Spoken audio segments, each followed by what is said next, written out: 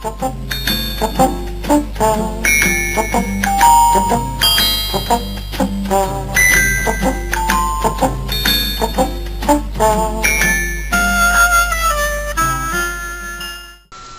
YouTube! I was recently watching a video, a rather excellent video in fact, by Coughlan 666 about the hideous British newspaper The Sun. And I use the term newspaper fairly loosely, and I'll link the video below. Now, I agree with what a lot of Coughlan says. Most of it makes a hell of a lot of sense and is completely accurate. So this isn't really a response, and it's certainly not a refutation. However, it's something of an extension of some of his points. But first of all, I want to assure Coughlan that while he has never met anybody who likes The Sun, I have.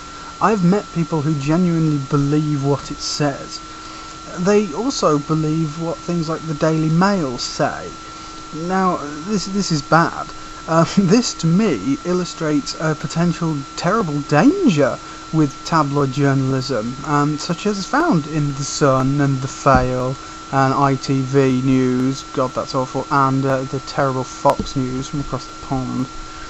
And I'd like to discuss that with you today. Now, I don't believe these news organs are dangerous because they disagree with me politically, although they often do, but because they really are lazy, poor quality and corrupting. I'll give some examples. The Daily Mail had an article headline a few months ago about how the British government was going to sell the White Cliffs of Dover to, of all people, the French. I was informed about this by my mother, who stated that a number of people at her workplace were discussing how terrible this is, but that it didn't ring true to her. Of course, a cursory glance at the actual article in question showed that this was a total nonsense. The story was that they were selling off the Dover Port Authority after the authority explicitly asked to be sold off, and that the highest bidders were a French group. That was it. No mention of the cliffs at all. Yet these people that my mother worked with believed this story purely based on the headline. This is completely insane to me.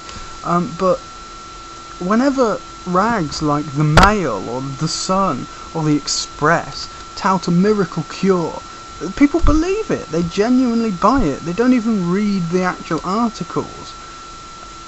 This is why they're dangerous, in my opinion. A few years ago, the filthy hacks at that predictable, pathetic rag, the News of the World, decided to name and shame convicted sex offenders by posting the details of their new identities, where they lived and their new names, in the paper. Now, I don't disagree that these people are very dangerous criminals, and yes, if they are very dangerous, they probably should still be locked up.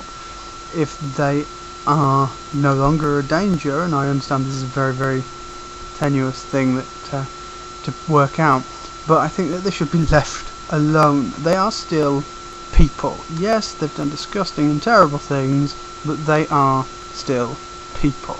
I'm against the death penalty, and I think that it's terrible that some people call for their deaths. I know what they do is hideous, but I don't think that society should be able to mete out punishment like that against people like this.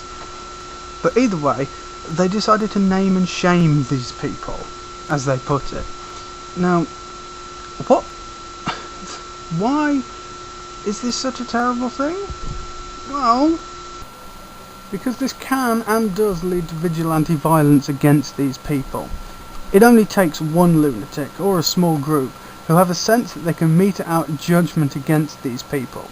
Similarly, the calling of the brave Dr. Tiller baby killer by that grotesque demagogue Bill O'Reilly was potentially likely to drive someone over the edge and kill the poor man, which someone did. Another pathetic example of supremely dangerous action by these hacks, The Sun managed to put a man under police protection by coming after him because of a football game. In 2004, England and Portugal played a quarter-final in the World Cup. With the score 1-1, English defender Sol Campbell headed the ball into the Portuguese net during the dying seconds of the game. The goal was disallowed by Urs Meier, a Swiss referee. Understandably, England fans were upset, given that the team crashed out on penalties. The Sun, however, took this angle way too far. They began what can only be described as a hate campaign against Mr. Meier. The Sun, together with the Mail, posted private and intimate details of his personal life, including where the poor man lived and worked in his day-to-day life. He began to receive death threats from morons in England, and after the Sun went to his home and planted a giant England flag nearby, he went into hiding, unable to even see his children.